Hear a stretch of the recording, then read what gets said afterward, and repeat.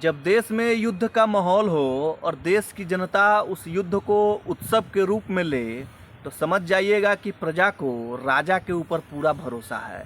देश की जनता को भारत की सेना पे पूरा भरोसा है। आपको पता ही होगा कि भारत पाकिस्तान के बीच युद्ध चल रहा है, लेकिन दूसरी तरफ मौलाना मसूद अजहर नाम का एक आतंकवादी पिल्ला उस आतंकवादी को AK-47 लेकर के खोज रहा है, जिसने कहा था कि जाओ जा कर के मोदी को बता देना। अब मोदी बता रहा है। आपको पता ही होगा कि पहलगाम में जिस तरीके से धर्म पूछ करके हत्या किया गया था, हमारे 28 बेकसूर हिंदू भाइयों की निर्मम हत्या कर दी गई थी। धर्म पूछ करके मारा गया था, कलमा पढ़वा करके मारा गया था।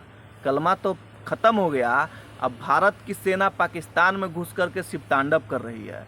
कलमा पूरा हो गया है, अब शिव तांडव शुरू हो गया है। उसने धर्म पूछ करके मारा था, भारत की सेना धर्म बता करके मार रही है। उधर मसूद अजहर नाम का जो मौलाना है, आतंकी पिल्ला, वो उस आतंकवादी को खोज रहा है 47 लेकर के, जिसने कहा था कि जाओ जाकर मोदी को बता देना। पाकिस्तान इस समय चारों तरफ से घिरा हुआ है।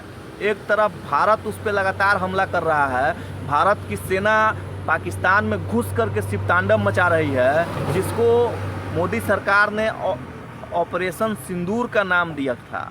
जितने हमारे बहन बेटियों के सिंदूर को उजाड़ा था, उसी सिंदूर के नाम को रख करके भारत की सेना अब उसी सिंदूर का बदला ले रही है।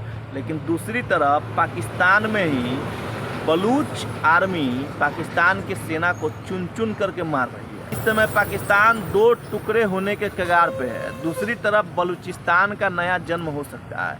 पाकिस्तान एक बार फिर से माँ बनने की कगार पे है, क्योंकि बलूच आर्मी पाक की आर्मी को चुन चुन करके मार रही है।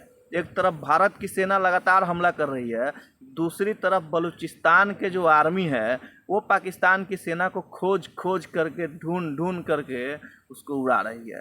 तो ये सही समय है पाकिस्तान को बलूचिस्तान बनाना।